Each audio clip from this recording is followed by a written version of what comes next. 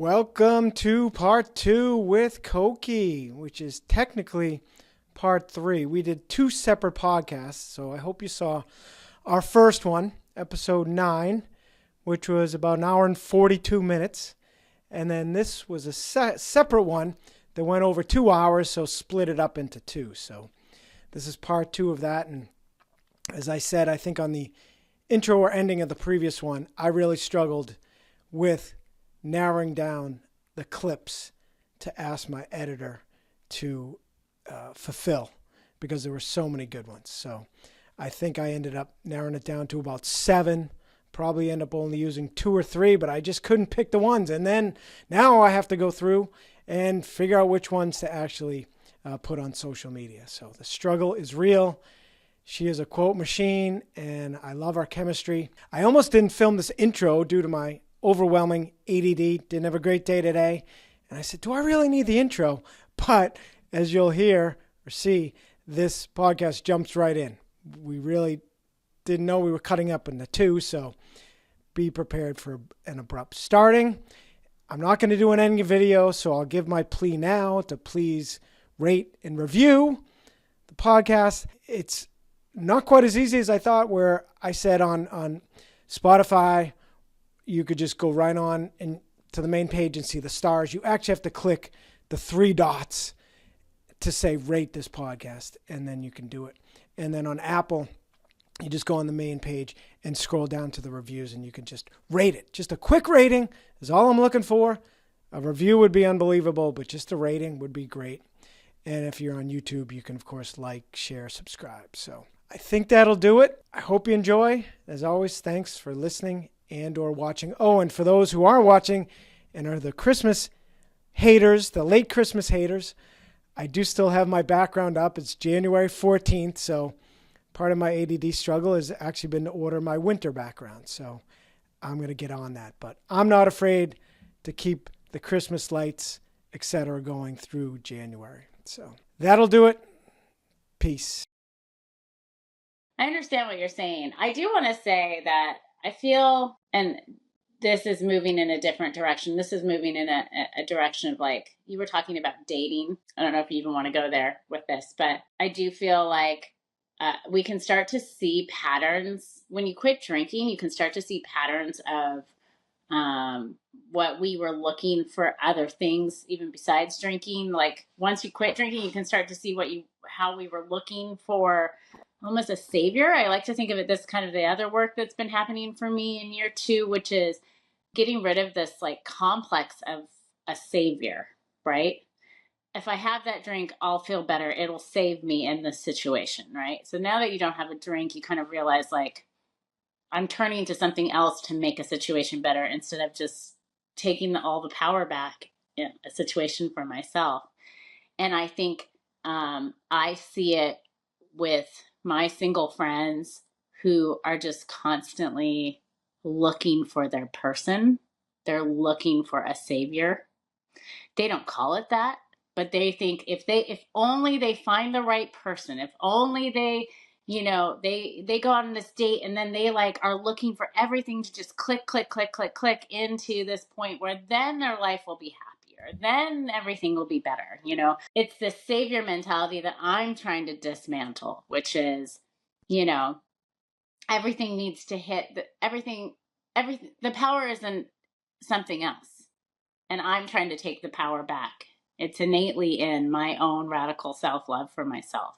And if somebody aligns with me, it just happens to be that they align with me. And it doesn't necessarily mean that it has to align romantically, because I think we're in this, we come from a generation where, and I wouldn't say it's the same for this new generation, where like you're supposed to get married, you're supposed to have kids, and then you'll be happy, and then you'll be at that spot, and then you can coast. And it's like we're constantly looking for this thing to save the life we have at the current moment. And dating can turn into that.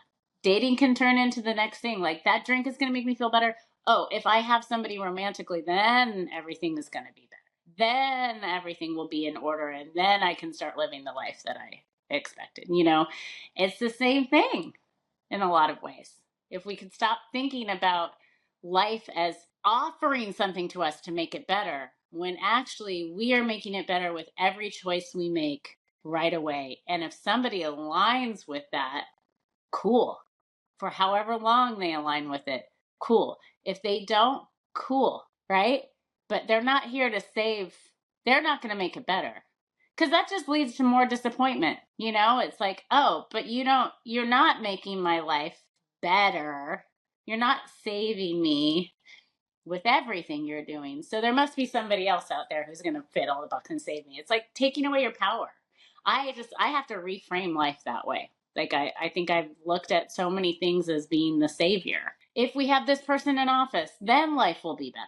It's like, no, these are the choices we're making right here in our own body, in our own mind, in our own heart, with the interactions with the people that we have, with the way we're taking care of ourselves, with what we're choosing to put in our body, with the words that we use, with how we treat somebody when we walk out the door. It's not this magical thing that's out there to make it better. Does that track? I know that's. Yeah, I think so. I was looking up a related song, but first I want to say, I was kind of smirking at one point because you brought up what I've often debated is, which chicken and the egg do I? Because year sober now, I don't have much of a life because I was such a hermit for my drinking years, and I had my pizza shop, and so now I do associate a girlfriend with having a life because then we make plans, particularly traveling and going out and all that stuff. Or it's, do you build a life and they will come, which way I should do it? Instead, I basically have still been kind of hermiting myself and just being on dating sites and trying to get a social life just by going out on dates. But in the meantime, it's not very fulfilling. And it's even caused me to be less productive trying to work because I'm not getting out enough. So it's like, I got to go out and just have a life myself, even if that means solo traveling. And then I'll find the partner through part of that process. Right? Or you just stop looking. Yes. And fall in love with you, the greatest love of your life, the most important relationship to nurture forever and always. Because I tell you what, when I am perfectly aligned with myself, which is never, but I'm on that journey. I'm constantly trying to be aligned, like checking in with myself and everything. I'm never more attractive to other people than when I am so confident and comfortable with just being by myself.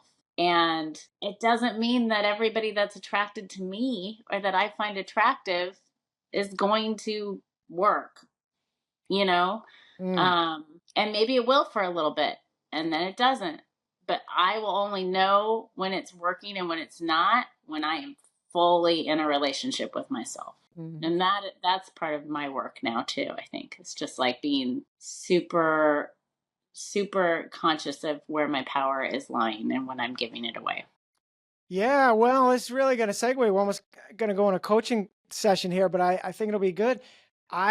Because it applies to, I'm sure, a lot of people, dating or otherwise, just getting a life as they mature in sobriety. What do I do? Because I say I have a lot of friends, but they're all spread out. I talk to them on the phone all the time.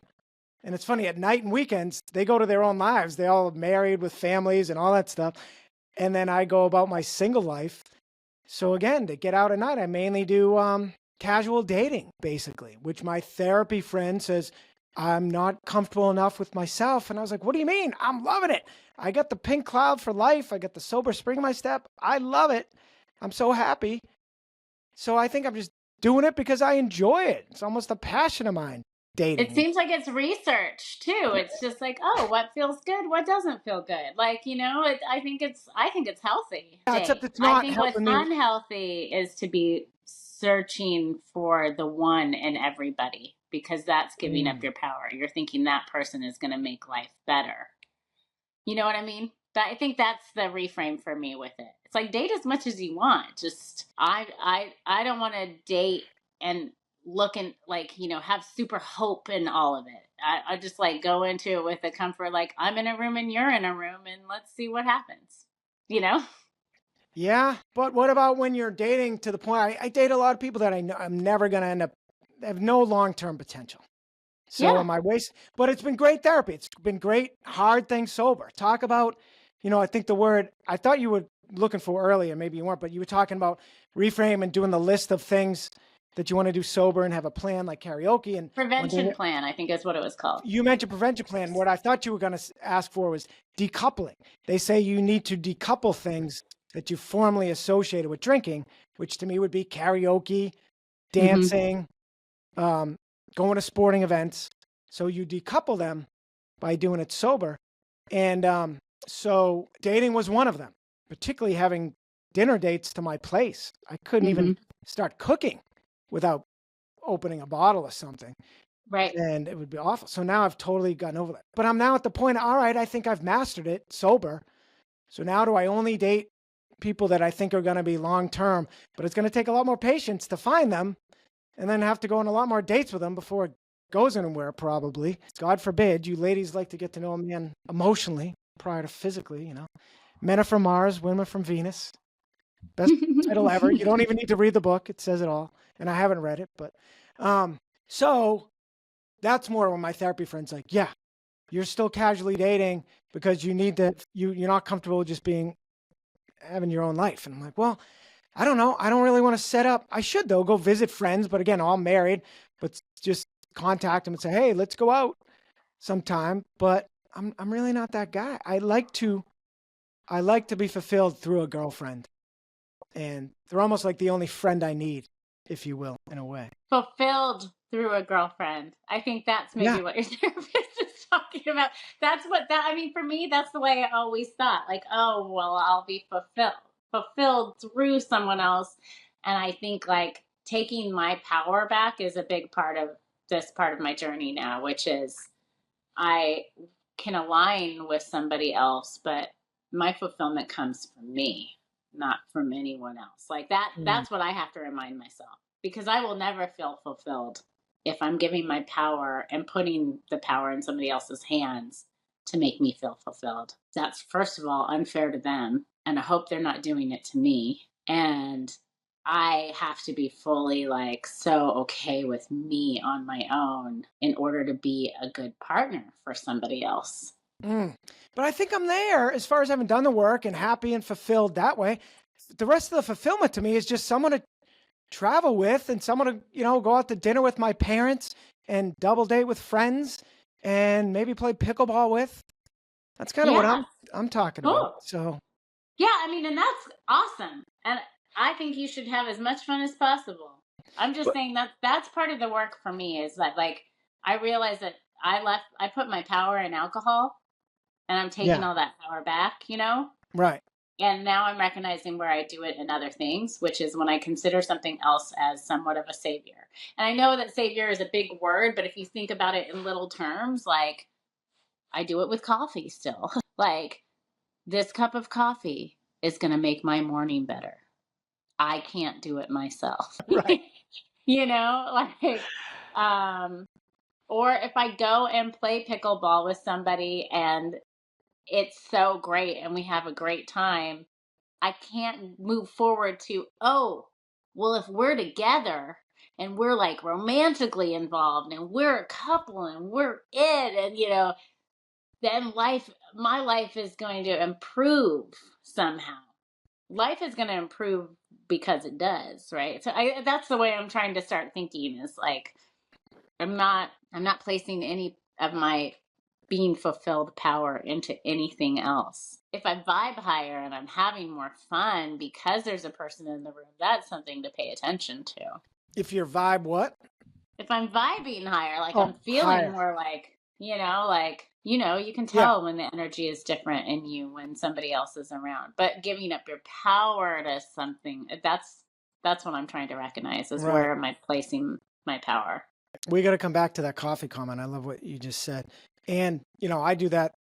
I truly question if I can get to my ultimate happiness in a day without a cold shower finish, which I think is much more acceptable than needing coffee to feel like I need it to make my morning. But we got to come back to that, because I got to say, so if you were me, do I get off dating sites, which almost sound like you said, the old love, you'll find love when you're not looking for it. And because it is distracting, particularly because I can't get past the ones I'm attracted to for short-term casual dating to find the long-term candidates that I'm not as attracted to physically, but certainly would be mentally. And then what do I do in the meantime for entertainment? I tried pickleball, but I do not enjoy doubles pickleball. And frankly, the people are kind of pretty boring and they're old, technically around my age, but I consider them old since they didn't all have their maturity stunted by alcoholism like I did. So they actually act their, I just came up, not with the term, but I came up with applying it to that because it's true. They all act their age, which is boring. Like you walk away from them on the pickleball court to go hang with the hoodlums that are like 20, like on the side. Cause you're like, hey guys, I'm more akin to you. I drank. Take me back 20 years. Yeah. I hate to even say it, and I don't say it often, but I should. I love people that have no problem. A woman shared the other day, a speaker shared, she's like, I'm 65. She even gave her birth year, which, that's getting harder to, say out loud. I'm glad I know CVS, public service announcement. You don't have to give your birth year. So when they get a prescription and they say, what's your birthday? You just need to give the month and day. You don't have to give the year. So I love that because I don't have to announce it, because for me, 71, getting hard to say every year.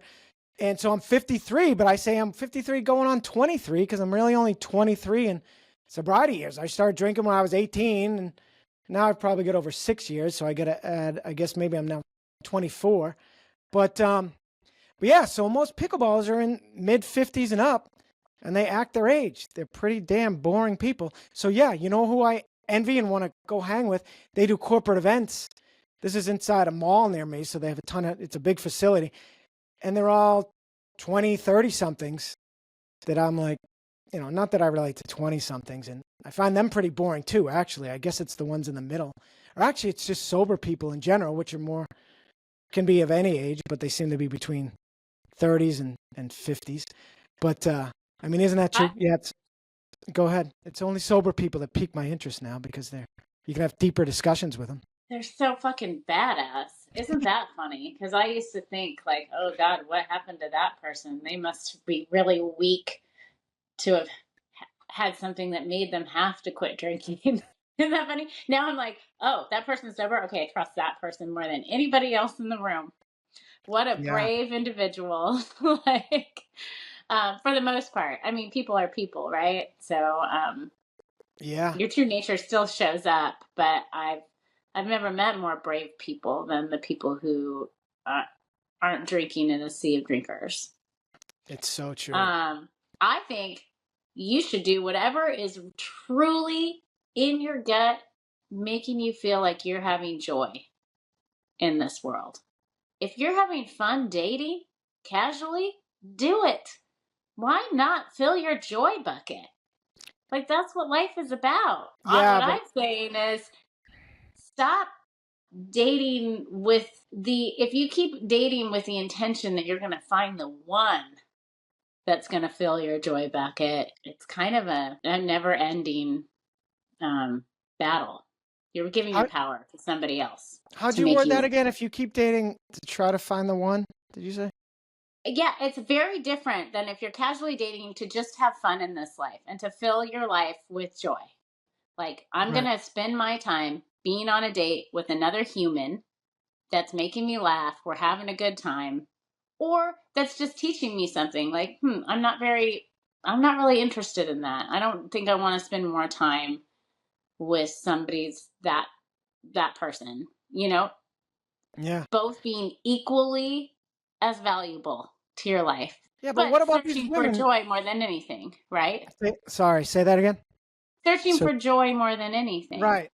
But not for the one. But what about these women? And they're mainly women. Guys aren't this smart, including me, I think, even though you're kind of supporting what I'm doing, that will only date. They'll grill the guy right off the bat and will only even go out on a date with him if they are serious about wanting to settle down and be with him. I remember my quasi cousin Leah, a long time ago, she would not hook up with a guy.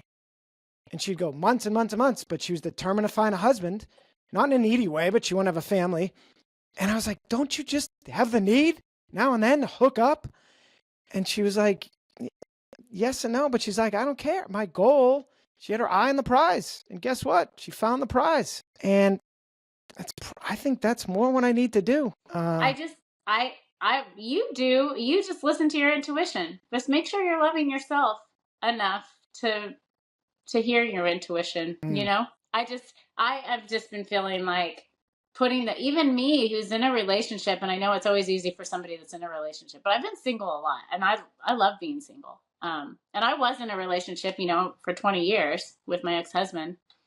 I'm just starting to recognize that, like, it's unfair of me to place whether or not I'm happy on somebody else. That's me. It's unfair of me to do that to one person. Like, are they the one? Is a very unfair question to somebody to say, are you the one? Like, I don't know. Am I the one? Oh my God, baby. Am I going to fill all your boxes and keep you happy forever? And, like, am I going to make your life better? Like, that's a lot of pressure to put on somebody, number one, right? And then that's you. What I'm recognizing is that would be me placing all my power into somebody else, or even a little bit of my power into somebody else, when I ultimately have to make myself the happiest. And then if I am choosing to spend time with people, that it's an energy exchange. It's not a definition of like, okay, well, now we need to be on the road for marriage. And if that to me is that savior thing, where it's like, if somebody is in it because they're trying to find their husband, so they're going to look at everybody as a potential husband, that's the choice that they're making.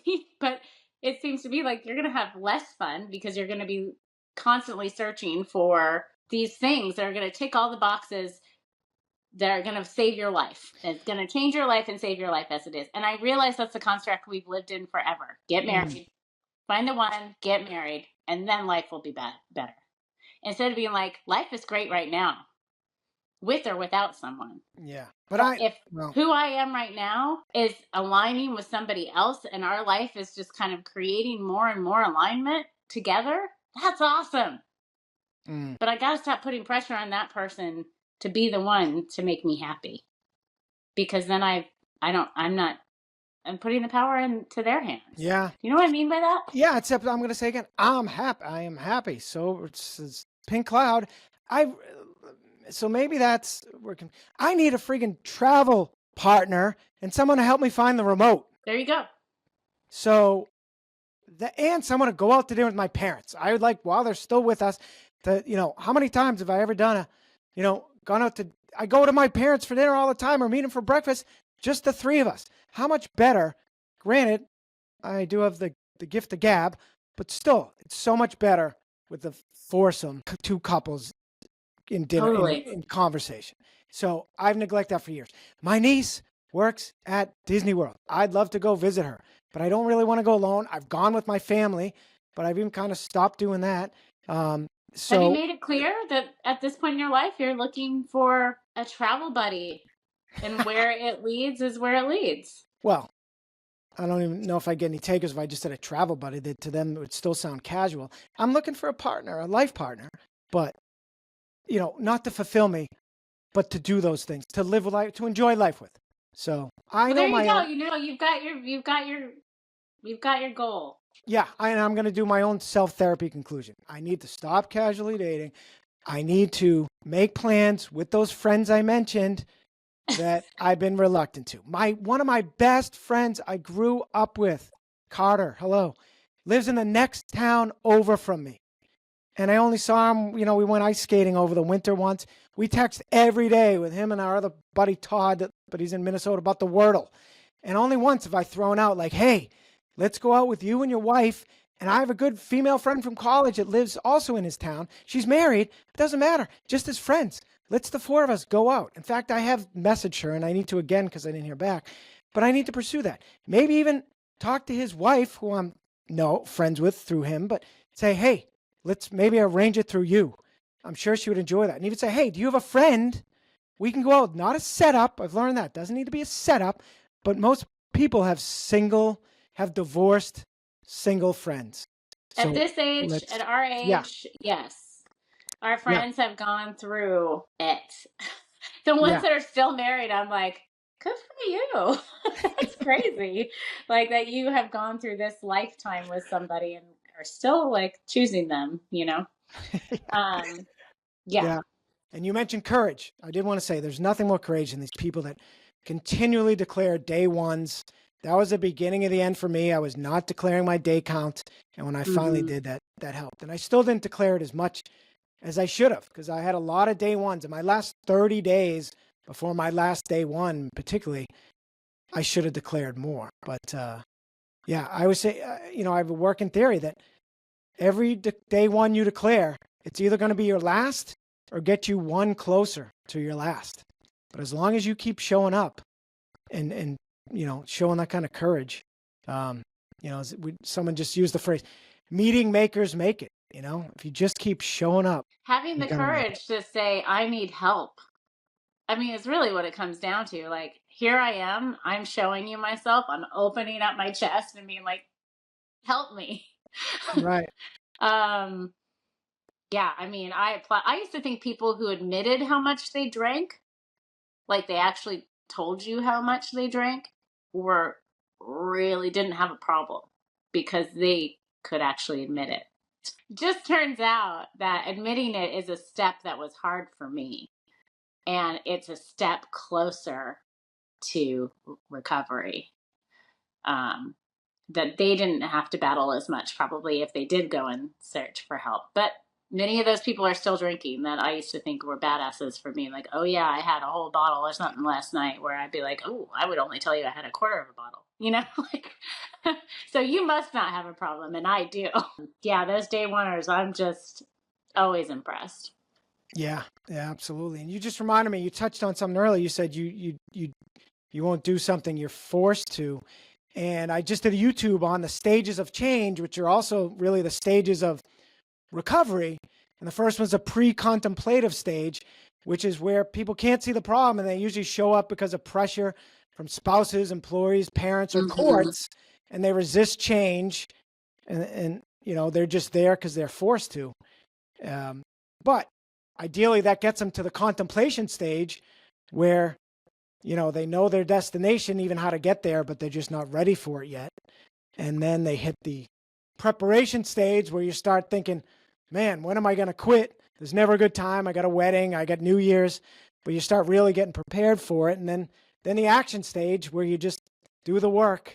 And that's where the magic happens. And then the last one is the maintenance stage, which they say change never ends with action. It ends with commitment to maintenance. And that was a big breakthrough for me. I attended a SMART recovery meeting when I once quit for 3.5 years. And they said in that final maintenance stage is where alcohol can just no longer exist in your life. And that's where I got to during that 3.5 years I quit. And that's where I'm at now. It just doesn't exist. It's just off the table, not an option for any reason. And it can happen. I know it doesn't, in a world where we're surrounded by it, to me, it just doesn't exist. And the more you do it, just pillow to pillow, like Static, the reframe coach always says, like pillow to pillow, the more you do it, that constant action where it's becoming more like a habit, to not drink, the more you are then open to these new things coming in. Like, oh, this really brings me joy. Oh, like the life opens itself up to you without alcohol. But at first it's just trying to practice not drinking it. But then there's so many gifts that happen. That pink cloud you talk about, that continues to show up when we're open to life's lessons and like dismantling all the things that we thought we needed to live a happy life, which alcohol was at the forefront of it. It's pretty amazing. Yeah. And Pretty amazing. And then all these quotes and these things you're reading, it's like you're hearing them for the first time, and you're really absorbing them and they're starting to make sense. Like that first year, you're kind of just like, well, I'm not going to drink and it's 4 o'clock and I'm not going to drink. So at 4 o'clock, I'm going to have a cookie, like that's where those transference addictions and stuff come.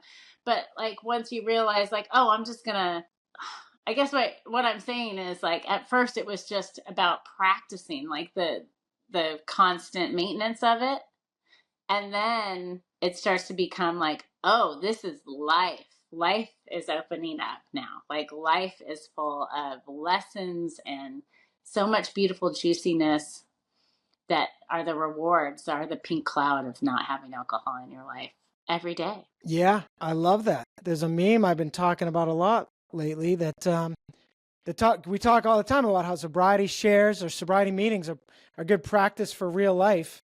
And someone posted, it's actually a Reframe guy that posted on his Instagram, a meme that said, learn, experiment, perform, thrive. Yeah. And he put on the daily, and he didn't post that in regards to sharing, but I immediately took it as that because that's what it was like for me. For my first 3 months, I was just a learner, not a lurker, but a learner.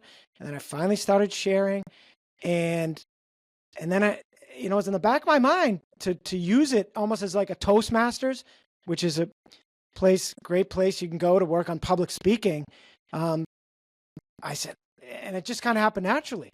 And so I learned, and I started experimenting by speaking and sharing. And then now I do almost perform to the level of literally performing, singing on calls. And now I'm starting to thrive. So yeah, and it doesn't stop. I can tell you just for me, at least, I don't know what the secret sauce is. I'm always looking for it. I'm always practicing. I'm trying things and being really open-minded, but the rewards seem to be infinite once you just open yourself up to living. Yeah. And in fact, circling back to the cringe discussion, and remember, I love this quote, don't kill the part of you that's cringe, heal the part of you that cringes. So I just quoted a woman on Instagram that said, you either own your cringe or your cringe owns you. You know what I'm talking about? Yeah, well, hold on. Actually, a little more. She goes, those things, you know what I'm talking about? Those things you do and say, and that when you see through someone's eyes make you hate yourself. We're not doing that anymore. We're not cringing at ourselves on behalf of some imaginary judgmental witness. We're not hiding your weirdness or what makes us anymore. Last line, imagine how much you could do, be, or create if you didn't care how it looked. Yeah. And I tell you this, I think I told you last time that the understanding I'm coming is my energy is enough to carry. I don't need to take on the responsibility of other people's energy too, like what they're thinking, what they're going through. Mine is enough to like nurture and take care of and maintain. I gotta stop thinking about other people and what they think about me, Yeah, and that's the old Tom from VA loves that quote about, what other people think is none of their business. And I used to think it was kind of hokey, but it couldn't be more true. Who cares? Who cares? Let them. Exactly. I got that mantra from a woman on Survivor that is one of us. She's in recovery, and she just be like, who cares? Yeah, who cares? Because I also mentioned, I think last time, I love the concept of It's a Wonderful Life. The guy basically comes back to life, and he appreciates everything. And we've basically been brought back to life, because we weren't living when we were in our drinking years. And I'm not for everybody. There you go. That's okay. Yeah. I think when I was drinking, I was trying to be for everybody, Yeah. So, and then maintaining it. Yeah. Yeah. It's so good. With our quickly time left, is unbelievable. I didn't even get to a single, I'm definitely going to be bugging you to keep talking. But I really wanted to get to, do you ever get tempted to drink again? And I'm going to answer it first as quickly as I can, because I really believe I'm never going to drink again. I've learned every lesson. I know that even a sip reinvigorates that voice. That's our only life sentence. We have that voice. It's that neural pathway that is always going to think alcohol is the answer to everything. It never fully goes away, but the voice shrivels up. It can only be refueled by alcohol, but it senses weakness or even senses fun times.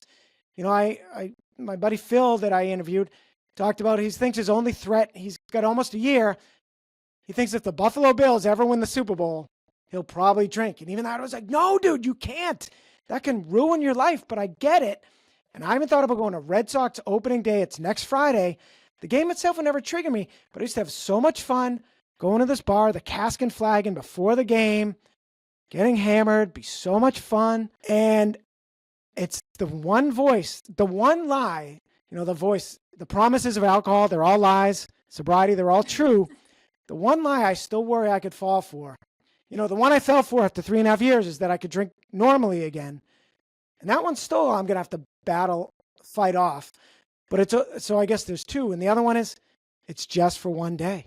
So I could see if I ever put myself in that situation, which Jay loves to say, you got to go outside your comfort zone in sobriety, especially early, but stay inside your strength zone. And I'm at the point I thought everything was inside my strength zone, but I were to go to that bar before the game, opening day, I could see everyone's having a grand old time. And maybe if I'm not feeling, I think now I'm intoxicated on life that I wouldn't feel tempted. But if I did, I'd say it's just going to be today. And I'll get back on the horse tomorrow, which rarely happens because that's the hardest day and you're in the weakest position. So I'm Again, you're giving your power. Like, how much of your power are you willing to give away? You're putting your power in alcohol. And isn't that what you've been fighting for these 300 and something days? Like every single day of just maintenance of this new life. All of a sudden, it's becoming attractive. That's why I have to think about it as like an ex-boyfriend. Like, don't pick up the phone, like just don't pick up the phone. You know exactly what you're going to get. You know where it begins and it ends. And this life without alcohol has no ending. It's infinite rewards. So for me, the question is, what's the point? What is the point in drinking alcohol? Like, I'm associating it with fun, but haven't I felt way more fun now? Like, I don't know why I would. Being triggered or attracted to it is another thing, and that's where radical self-love comes in for me in understanding neuroscience. My brain is like, oh, look at that big plate of pasta. We want a beautiful primitivo to go with that, like in a nice big wine glass. And it's like romanticizing it all, Yeah. I can smell the wine. I can, like I can smell of it. I'm like, oh, that's just my brain starting to do what it does. Like, okay, let's just observe it for a minute. That's my practice now is like, okay, let's observe what's happening. And then I start to think about scenarios in which this would happen again. And is it worth it? Usually by the time I'm done thinking about it, it's not worth it. I don't understand why I would just all of a sudden decide to drink poison again. Like, I know there's going to be moments where it's like, well, of course you're in Mexico on a beach and like a salty margarita goes by. Yeah, like I'm going to think about doing that and having that margarita. But I'm also going to think about all these other things. I think it's good to kind of think about these situations ahead of time, like you're doing. Yeah, you have and to. just think about your choices and that you do have a choice. I think alcohol makes you think you don't have a choice. Well, you don't have a choice in this situation. You have to have a drink. Yeah. You're at a wedding of your daughter and they've got a bottle of Dom Perignon. You have to have a drink, right? Like that's what alcohol does. Like you have to. You have to. Yeah. That's what we're associating this with this. There's no other way. You're like, oh, wait, nope, there's a door. I opened it. There's like a million other ways. Sorry, alcohol. Been there, done that. Yeah. Thank you. Next. Now I'm going to do it a new way. And now I'm going to have that neural pathway. It's like, oh, remember when we did it this way now? We did the exact same thing we used to drink with every single time. But this time we didn't. Now that's in the toolbox. And we can recall that. And that will help us with other situations we associate drinking with. Yeah. Drinking has no place in my ultimate thriving life. Yeah. So I don't know of a situation at this point where I would choose it over my life. Yeah. Well, you mentioned a wedding. Another one might be a wake. There's a lot of drinking. Great line, kind of sad but true. Well, funny is someone went to someone who died from alcoholism, and they said, "Man, there was an awful lot of drinking at the wake in honor of someone that died from drinking." Isn't that funny? But I do know a sober friend that had a couple months, but went to a wake, flew to a wake, seeing a bunch of old cronies out probably outside their strength zone, and sure enough, made it through the first day, but drank on the second day. And yeah, I could see it. It's tough. And I liken it to the 10,000 hour rule, where it takes 10,000 hours to get proficient in anything, learning an instrument, a language, a sport like golf. 10,000 hours of sobriety. That's something I used to know. This 442 days or something, but is that what it is? Yeah, I think so. It's in that neighborhood. So that'd be what, a year and a half or something, because you need that. And it depends how active you are of being in uncomfortable situations and not drinking, doing hard things sober. Practice easy. That's where that prevention plan comes in. Like Yes, I practice would. in places where you know that you're going to be able to say no and Hmm. tick that off, and until you get to one of those big spots and believe in yourself. I was totally going to circle back with that because I wanted to understand it, and if you got to kick me off, but you got like 3 minutes. You got Yeah, yeah, all right. yeah. We'll call it 3 minutes. I'm fascinated by it because it just occurred to me what I need to do for the Red Sox. Don't go to the true opening day, but actually, ironically, next week I have a friend from Brazil loves the Red Sox coming in town anyway. Go to another game. He doesn't drink. Ironic. He's never even drank in his life. Go to that bar before the game, but just with him, and which I know I won't be tempted, and it won't be opening day, and get through that and go to the game, etc. But yeah, that would be practice. Just like dating has been great practice. That's been the good part of doing these casual dates. Mm-hmm. It hasn't been because 2 years ago, I went on a date which I thought would be a long-term one, but I put so much pressure on it, I drank. I even talked about that Mm-hmm. last time. I got Dr. McGillicuddy's because I thought it was 24% alcohol, and it ruined the whole date, and I'm still destroys me. So these practice ones have helped me for that. So now if I truly think someone's the one and I go on a date with them, I won't feel that kind of pressure like I did before, or I'll know that I can handle it, or, a date. So that preparation thing, what did you make a preparation plan for the karaoke? And I did. I made a prevention plan. prevention, yeah. I made a prevention plan probably in my first like week. Um, but before I quit drinking, like a month before, which I put on the same paper as my prevention plan, I started writing down what benefits I could have from not drinking. And there were little things.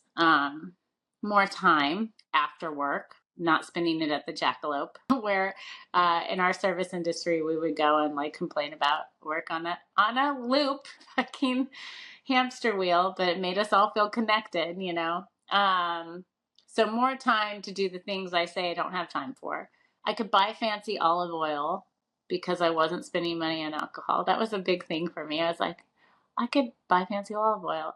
I could I can drive my kids at any point in time, which felt like freedom to me because I used to think about my day as like, well, if you need me to pick you up at 9, I'll already had a few drinks. I don't want to do that, like things Yeah. like that. My kids are of the age where like they need a lot of shuttling around.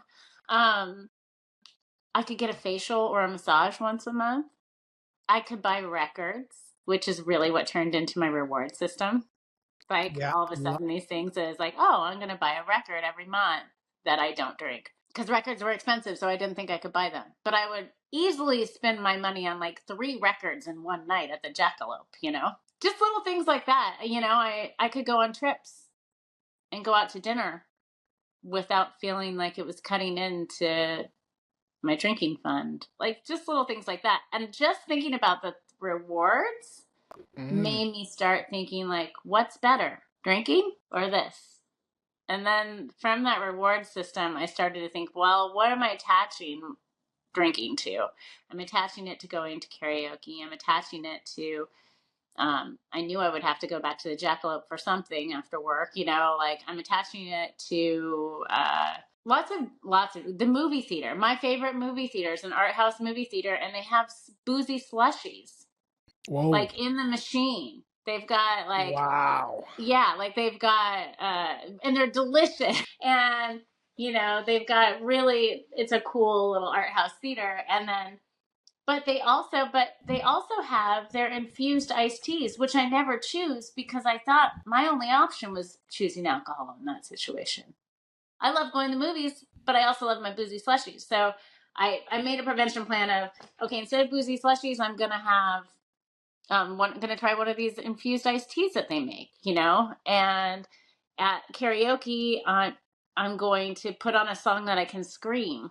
So like I could yell it out. And so I chose a Violent Femme song, and I made my plan. I wrote down, okay, you're going to go to the bar and you're going to get a ginger ale with lime in it.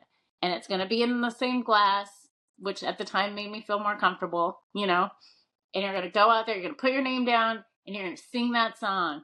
And then if you feel like having a drink afterwards, you're going to go. And I did it. And I called my best friend and I said, look at what I did. I sang a song. I belted it out at the top of my lungs. I feel really high and I didn't have a drink. And I'm driving home and I haven't had a drink. And and I said, and I needed to tell you so I could feel really proud of myself. And that moment will stay with me forever. And now I know I can do that. And now doing it's not that big of a deal. Yeah. I was making it a bigger deal than it needed it to be, you know? Yep. And now I can do it without even like, you know, I had a glass of water before I sang, you know, like I don't even think about it. Yeah, I wanted to ask about that. But you know what that after part's called? I love the term, is the vulnerability hangover. Do you know that one? People, it comes out because people experience that after shares. You know, you feel awkward. You feel, for me, being a perfectionist, it's more, I didn't say everything perfectly, or what did I say? But it's, also people, did I divulge too much? You know, whatever. People feel vulnerable, and including after performances, you feel a vulnerability hangover and you feel like drinking. So very good to remind yourself, you can just leave. And I just mapped it out. And so it was like, oh, okay, I'm not going to find myself in a position. I'll find myself in that position. I can see myself like wanting to have a drink. So what do I do when I feel myself wanting to have a drink? I have a clear rule for myself, you know? And you know what else after a performance is getting accolades. It brings joy. It should just bring joy. But as Brene Brown says, with joy comes fragility. So that's another reason people sometimes will even drink in those situations. I drank in joyous situations. Like, let's celebrate. That's mainly like, that was my favorite thing to do. So I didn't associate it with a problem, you know? Right. And that might not have been due to, I'm sure it wasn't even due to fragility. That's almost like a different thing, but just pure joy. Yeah, we talked about that. As Jay said, y'all need to find a new way to celebrate, you know, is the greatest line. But that's amazing to me because I am still slightly, I've lessened it, but abusing coffee or using it as a crutch. But I'm very proud. I shared in a quick video on that I went to pickleball the other night with no coffee. I've gotten better. And you survived. I survived. Previously, I still brought it, just lessened my reliance on it. Does nothing for me. But this time I said, you know what? All those times I said, I wish I just didn't bring the alcohol with me. I'm just not going to bring the coffee with me. And yeah, I didn't. And guess what? I survived because. Guess what? At my point, and a year and a half in, I was severely addicted to coffee. Like, I love my coffee and I still love it. But I told you, I started replacing it with other things. And just, I was aware that I didn't want to have the same kind of behavior with any substance that I was having with alcohol. I didn't want to associate it with needing to have it in order to be happy. Giving my power away, right? Yeah. So don't be hard on yourself. You're recognizing it. And then you're trying little things to, you know, you're doing what you did with alcohol. And so I think people are so hard on themselves in this journey. We need to be lighter with ourselves. I know it's a good sober problem to have there, but still, I didn't like the crutch, and I do think it was somewhat holding me back. You know, not like alcohol was certainly, but still holding me back a little bit from my achieving true potential. And you're right, I tried other things, including that mate that you recommended, which tasted like tea. You said. I texted. Koki recommended it on our last call, and you know, it has the similar effects to coffee, but even more subtle and longer lasting, and none of that crash factor. I don't even drink coffee. I don't even know what I drink it for, but it's not even for that, for the stimulation. I don't need it. I just need to feel like I'm doing something to cheat the system. It's so silly. It feels like a treat. I'm like, ooh, is that a coffee stand? Ooh, I'm going to go get myself an Americano. Like, I get really excited about it, you know? Yeah. And it's even just to pass the time. Notice I keep sipping on coffee now. Whereas I know I just water.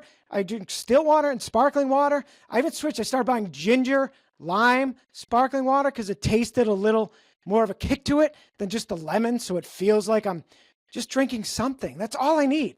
But I have gone back to coffee as well. But it's fine. It's a good problem to have. I'm still not abusing it like I was or using it as a crutch. But the mate, I did text Koki and said, This tastes just regular black tea. So, which is good. And it was a much better buzz, but it wasn't almost, I don't know, that bitter.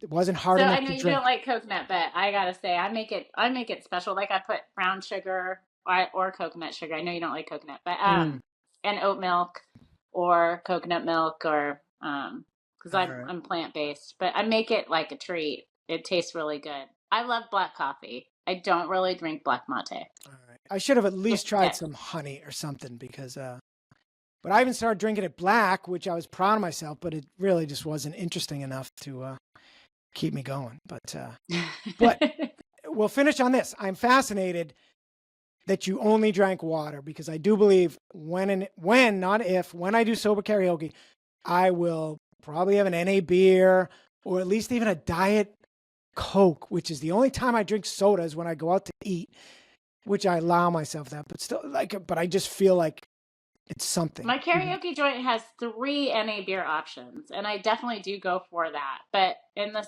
winter time, I don't find the need to always be drinking something anymore like I did when I was Mm, drinking. And that kind of subsided more in this past year. Like I don't feel the need to drink as much. yep.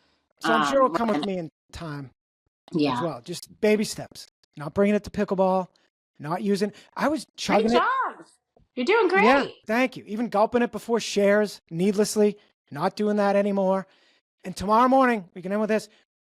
TLC, the Luckiest Club, my sober community is having a dance party, 8 a.m. Oh, fun. Yeah, I love quoting the woman who runs it in London and loves this. Oh, I can't technically say it. I'm going to say it anyway. I'll say it with her accent, so maybe the censors won't pick it up. But she loves it. So the last one, they did one at 8 a.m. And I said, for fuck's sake. I was like, 8 a.m. dance club. So I was a lurker. I hate that term, but in that case, fine. I wouldn't be on camera. I'd watch the other people the brave 30, 40 people out of 200 that were on camera dancing. Finally, halfway through, I took a shower and did the cold shower finish, and I danced on camera for the last couple songs. But I was like the 50th person probably at the end. So no one could even, it was only the top 25 you can see. Tomorrow morning, 8 a.m., I will be one of the first on there. So I'll know I'll be in the first window of people and I'll be dancing out. I will be embracing my cringe. Someone thinks I'm a bad dancer. That's on them. They need to heal You their. have enough. Yeah, don't carry anybody Right. else's energy. Yeah. Yep. And my buddy reminded me the old saying of dance like nobody's in the room.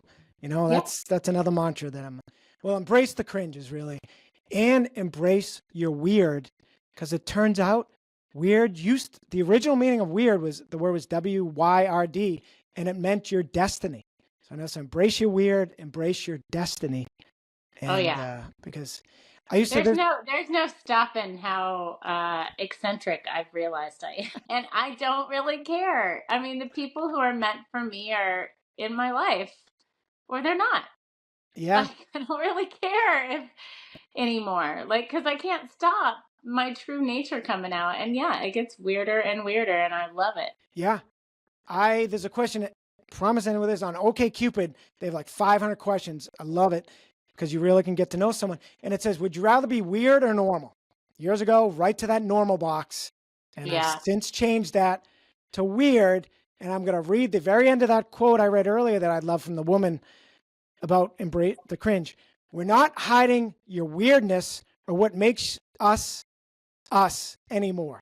Imagine how much you could do, be, or create if you didn't care how it looked.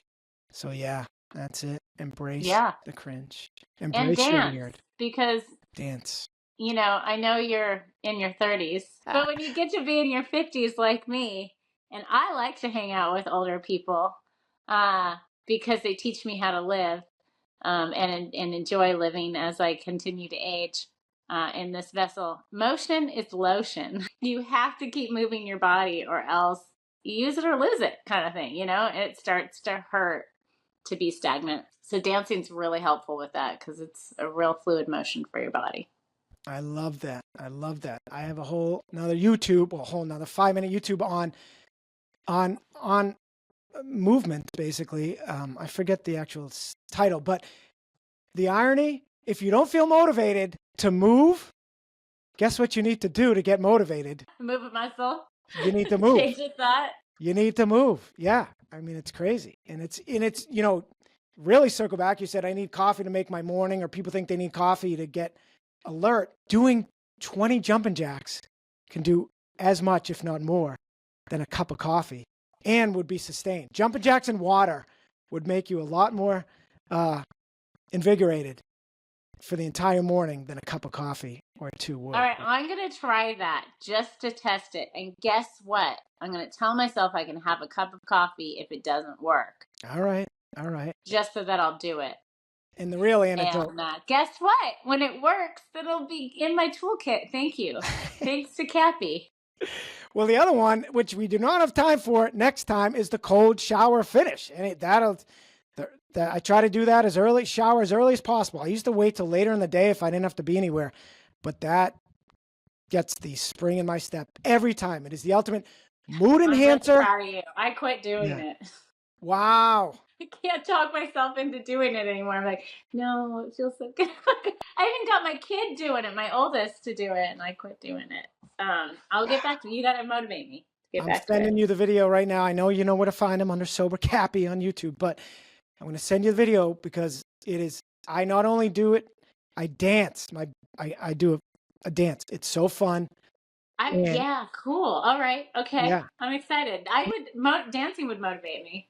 And the key is you got to have an Alexa, and as soon as you're ready to go, tell her to play Working on the Highway by Springsteen. The funnest Working on the song. Highway? Who's that? Working on the Highway by Springsteen. Working on the highway, working. You are so easy. I listen to it every day, and I still don't know the words, but it is the greatest. I'll come up with my Working on the Highway. It is so fun. Such a great song. But as my buddy, who's not even one of us, says, but he basically, he seeks out the discomfort. His water's like 10 degrees colder than mine. He's the one that got me going. He does 3 minutes in silence and twirls around. Nonstop. He does like 10 seconds and shifts because that makes it harder every time you turn. And 3 minutes in silence. And his water's even 10 degrees colder. And he's like, yeah, I seek out the discomfort. And he goes, every day I want to skip it just like me. But he goes, in the end, it's such an easy way to do what I'd call a hard thing sober, or to do something that pays so much benefits. It's got to have the same benefits of a 20, 30-minute run, for sure. The endorphin release, which of course triggers a dopamine release. It is, no matter what kind of mood I'm in, I come out of there feeling high as a kite every single time. Totally. And it does. It'll overcome any craving as well. So it's a mood enhancer, craving overcomer, and it's the greatest thing. And I think it doesn't cost you very much money. Exactly. Waste a little bit of water. Your water bill. We had a drought for a while, and I did feel a little bit of guilt for that, because you know what happens? I do dread it still every day. I've been doing it. You thought I started when you did, but no, I've been doing this 12 to 15 years, I think. A buddy posted on Facebook about it. Awesome. People that did as little as 30 seconds, it reduced their sick days. But doing the 3 minutes is A, good for your skin, and B, it really gets the dopamine flowing. They say it's a cold plunge. It's got to be the same. Cold plunge in only 57-degree water. This is more like 53 in mine, and my buddy's is 43, because a 250% dopamine kick, which translates to about 3 hours of a dopamine kick. And I'm convinced a cold shower is just as effective as a cold plunge. You know what you're making me think of is the people in the service industry, because I know I used to do this whenever I would get stressed, because I worked in restaurants, and we go into the walk-in. Either the freezer or walk into the walk-in to like change your attitude. Go to the walk-in, because there's got to be something about that temperature change that's like, boom, it just like changes everything real quick. That is very interesting, because I used to do that when I was overheated, but then it wasn't enjoyable. Then you got the cold sweat, so it was kind of torture. But yeah, it is. It works. It works. Yeah, true. Well, showers in general, I learned, change your nervous system, and cold shower finishes absolutely change them big time. Cool. I'm going to try that. So next time we talk, I will have had at least one and see if I can remember why I was doing it on the regular. Yeah. To anyone listening, I guarantee you have a craving to drink. If you do a cold shower finish, you will not drink. The only problem with that is it's often your cravings are later in the day. People have already showered. They don't want to shower again, or you just don't want to do a hard thing. But if you're committed to getting sober, if you truly want this, you'll drag your ass into the shower. Even if you don't do the cold finish, it should actually overcome the craving. And a shower. That's great. And I love the quote a woman gave: if she's in the bathtub, she can't be at the liquor store at the same time. So that's all right.